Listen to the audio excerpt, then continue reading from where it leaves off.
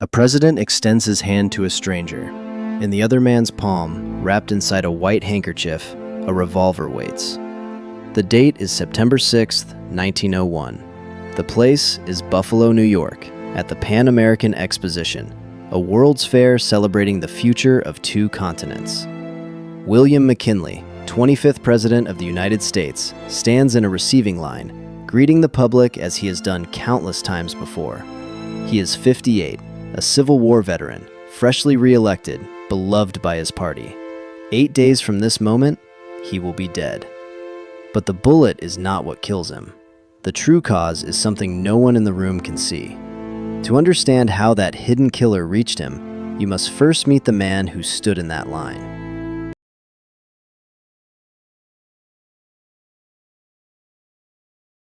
You are looking at the 25th President of the United States, a man who had survived the Civil War as a young soldier, climbed through Congress, and governed Ohio before reaching the White House in 1897. He believed in protective tariffs, shielding American industry with walls of taxation that kept foreign goods expensive and domestic factories busy. In 1898, he led the nation into the Spanish-American War, a brief and decisive conflict that tore Spain's empire apart and placed Cuba, the Philippines, Guam, and Puerto Rico under American influence. By 1901, he had won a second term with Theodore Roosevelt at his side, and he stood as one of the most popular presidents in decades. That summer, he decided to travel. The Pan-American Exposition sprawled across Buffalo with electric lights and pavilions promising a new century. McKinley's speech on September 5th had gone well. He spoke of commerce, of friendship among nations, of a hemisphere bound.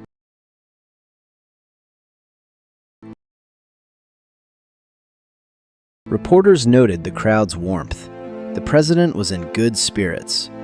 The next morning, September 6th, his schedule held a simple event, a public reception at the Temple of Music, a modest building on the exposition grounds. Anyone could line up, shake the president's hand, and say a few words. McKinley loved these moments. He had overruled aides who worried about crowds. He wanted to meet the people. Security amounted to a few police officers and exposition guards. No metal detectors existed. No one searched bags or pockets. The next morning, September 6th, McKinley walked into the Temple of Music on the exposition grounds. He was there to shake hands with the public. It was a reception he had personally insisted on holding, over the objections of his staff. Security was light. No metal detectors, no close screening of every visitor. Just a greeting line that moved quickly through a modest building on the fairgrounds.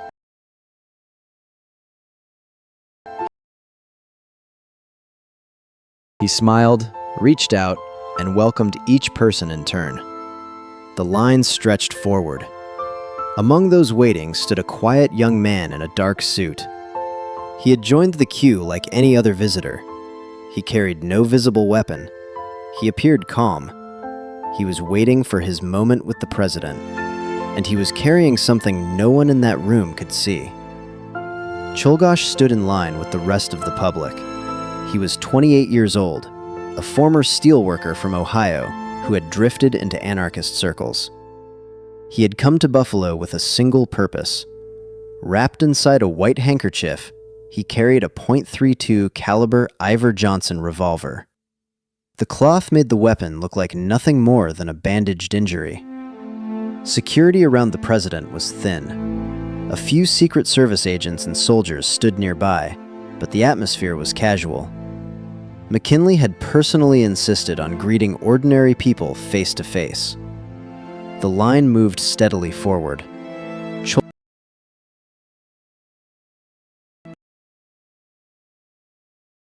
The handkerchief fell away. He fired twice at close range. The sound shattered the calm of the reception in an instant. The first bullet grazed McKinley's sternum, leaving a shallow wound across the bone. The second shot drove deeper. It punched through the wall of his stomach and tore into the muscles of his back, where it stopped. McKinley fell backward onto the floor of the Temple of Music. Secret Service agents and soldiers lunged at Czolgosz. They knocked the revolver from his hand and beat him savagely before dragging him away from the crowd. Through the chaos, McKinley raised his voice. He begged the people around him not to hurt the man who had just shot him.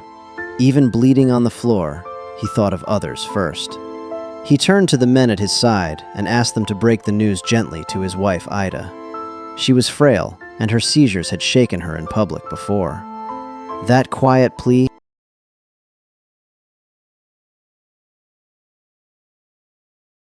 As McKinley lay wounded on the floor of the Temple of Music, he turned to the men around him.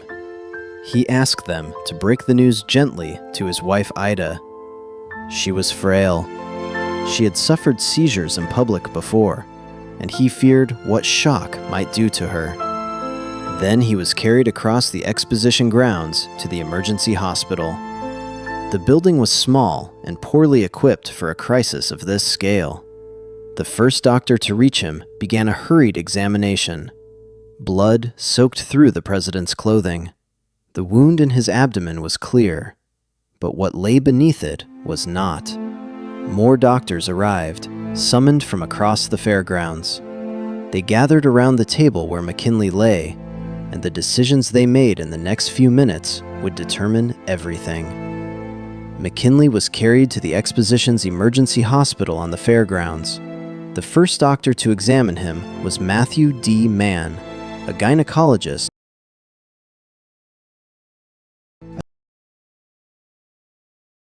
A team of doctors gathered around the president. They searched for the second bullet, but could not find it. They cleaned the entry wound and closed it. They did not explore the full trajectory inside the body. An early X-ray machine was available at the exposition. It was never used on the president. The reasons remain debated. Some accounts say the machine was impractical for this purpose. Others suggest the doctors simply did not think it necessary. What no one disputed was that the president was still breathing, still conscious, and for a moment, still improving. For the first few days, you would have seen signs of genuine hope. McKinley was alert. He was comfortable. He could manage small amounts of food and water. The press reports coming out of Buffalo carried a tone of cautious optimism, and across the country, Americans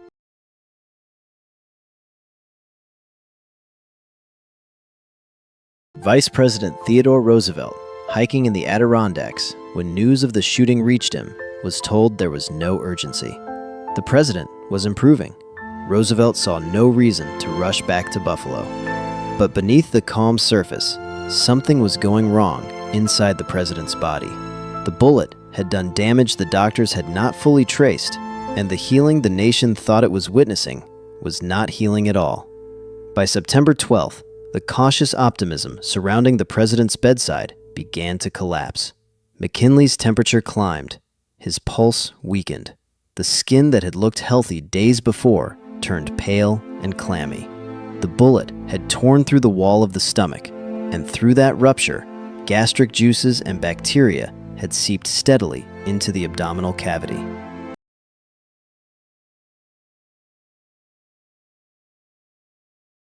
Sterile surgical technique existed in principle, but had not been universally adopted, and the doctors attending the president had not explored the wound deeply enough to find the perforation. Internal infection following an abdominal wound was almost always fatal under those conditions. Gangrene set in quietly, advancing behind the reassuring surface of apparent recovery. The physicians recognized the infection too late. On September 13th, a telegram raced into the Adirondacks, summoning Vice President Roosevelt down from the mountains at speed.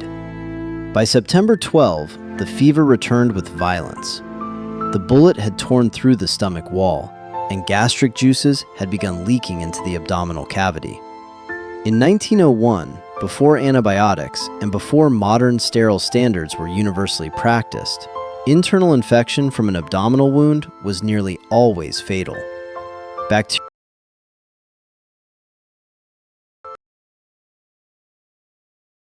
Gangrene set in quietly, advancing faster than the doctors could track.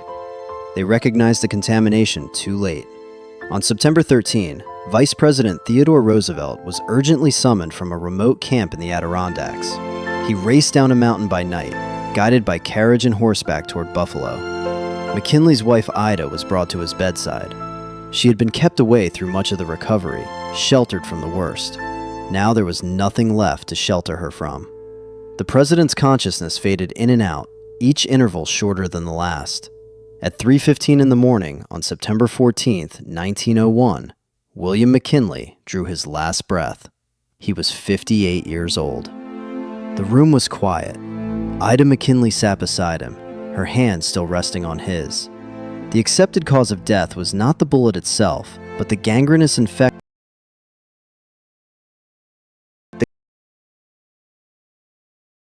The contamination introduced when the projectile passed through his stomach wall had done what no surgeon could reverse. The medical records remain incomplete, and historians still debate whether earlier exploratory surgery could have changed the outcome. What is certain is that the president was gone. Word traveled fast across New York State that morning, searching for one man who was nowhere near a telephone. That man was Theodore Roosevelt, and he was somewhere on a mountain. Theodore Roosevelt was on Mount Marcy in the Adirondacks when the news reached him. McKinley had appeared to recover, then collapsed. Roosevelt descended the mountain by night, riding a buckboard wagon down dark mountain roads. He reached Buffalo on September 14th, 1901. At the home of Ansley Wilcox, he raised his hand and took the oath of office. At 42, he became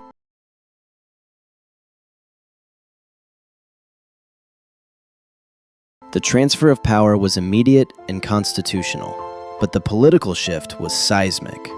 McKinley had governed with cautious, business-friendly conservatism. Roosevelt brought an energetic, progressive vision that would redefine the office itself. A single bullet in Buffalo had not only ended one presidency, it had opened the door to another, and the country would never be quite the same again. Leon Czolgosz faced trial in Buffalo on September 23, 1901, barely 3 weeks after the shooting. The proceedings lasted just over 2 days.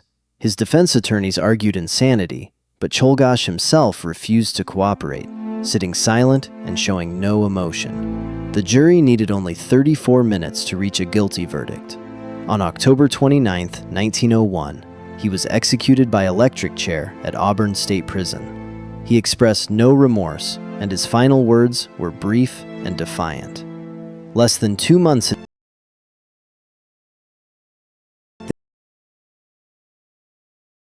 The killing also forced a reckoning with presidential security. The Secret Service, originally created in 1865 to hunt counterfeiters, had only occasionally guarded presidents on an informal basis. Now that improvised arrangement began shifting towards something more permanent, though formal legal authority for full-time protection would not arrive for several more years. The gap between tragedy and reform left the nation exposed at exactly the moment it was still learning how to mourn. McKinley's body lay in state at the Buffalo City Hall, then traveled by train to Washington for a funeral service at the Capitol. Mourners lined the tracks for miles. Many wept openly. He had been widely liked, a steady and affable president now gone just 6 months into his second term. From Washington, his coffin made one final journey to Canton, Ohio, where he had lived and worked before the presidency. There he was interred.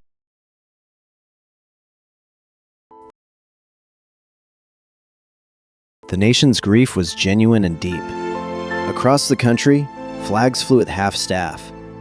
The Pan-American Exposition, where the fatal shots had been fired, remained open for several more weeks, but its bright promise of progress and unity had been overtaken by something darker. The exposition carried on, though it could never escape the shadow of what happened there. McKinley's death illustrates a truth that historians and physicians have weighed for more than a century.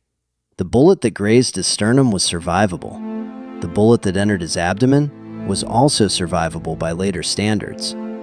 What killed him was the infection that 1901 medicine could neither prevent nor cure. The tragedy is not simply that an assassin pulled a trigger. It is that the best available care, delivered by competent and devoted doctors, still fell short. Antibiotics would not arrive for decades. Sterile techniques.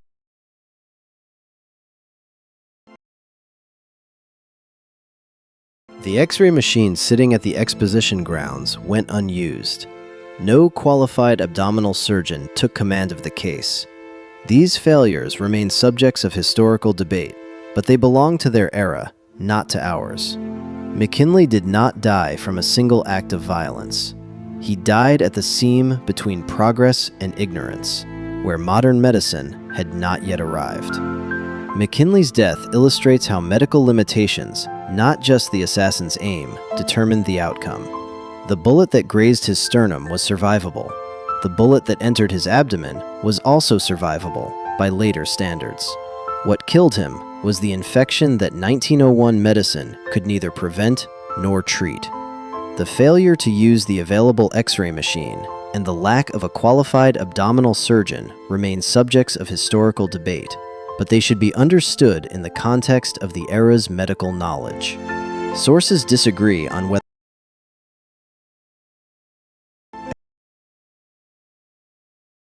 experts debate whether the X-ray apparatus could have located the bullet in time. The records are incomplete on what truly happened inside that operating room.